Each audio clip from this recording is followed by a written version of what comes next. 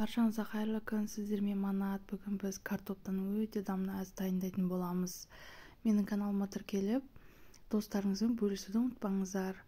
Ең алдымен бізді картопымызды таза суды жуып алып, осылай 4 бұрышты етіп, үлкендеу етіп турап алатын боламыз. Енді кезекте бір дана сәбізімізді алып, осылай үлкендеу етіп турап алатын боламыз.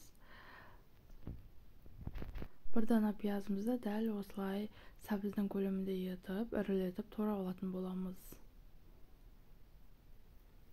2 дана тәтті бұрышымызды дәл осындай көлемде турайтын боламыз. Міндетті түрде жасап көріңіздер, жасалу жолы өте оңай, өте дәмді. Кешкі асқа өте керемет. Қатты отқа қазанымызды қыздырып, 200 грамм май құйып, осылай картопымызды салып, бауырсақ сияқты қып-қызыл етіп қуырып алатын боламыз. Картопымыздың бәрін жақсылап қуырып қызартып алған соң сүзіп алып, содан қалған майға етімізді салып қызартып қуырып алатын боламыз.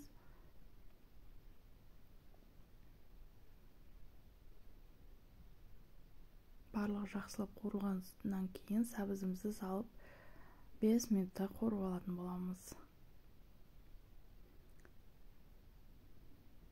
Енді кезекте пиязымызды саламыз. Пиязымыздың сәл ірілеу болғаны дұрыс, өйткені ұсақтау болса ол езіліп кетуі мүмкін. Осылай ірілеу болса көлемін мүлде өзгертпейді. Барлығын жақсылап қуырып аламыз 5 минутта. Одан соң қызыл тәтті бұрышымызды қосамыз. Барлығын жақсылап араластырып қуырып алатын боламыз.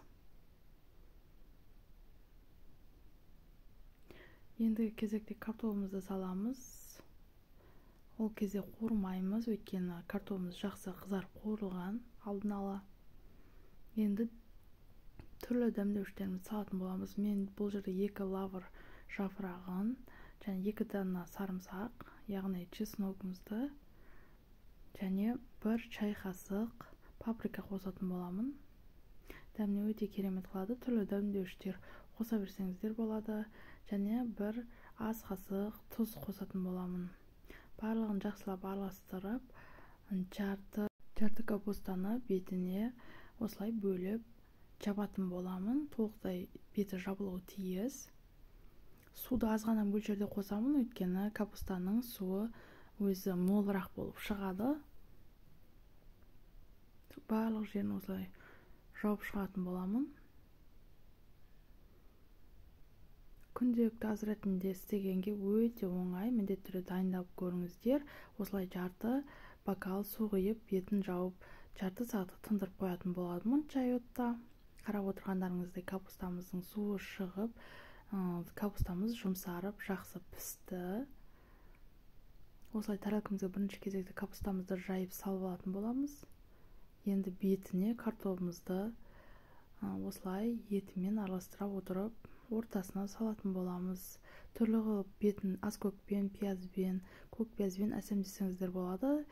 Кез келген қонақтарыңызға дәмді ас ретінде қолдансаңыз, міндетті түрде ерекше етіп дайындап көріңіздер. Менің каналым дамуына, менің YouTube каналыма тіркеліп, достарыңызбен бөлісуді сұранамын.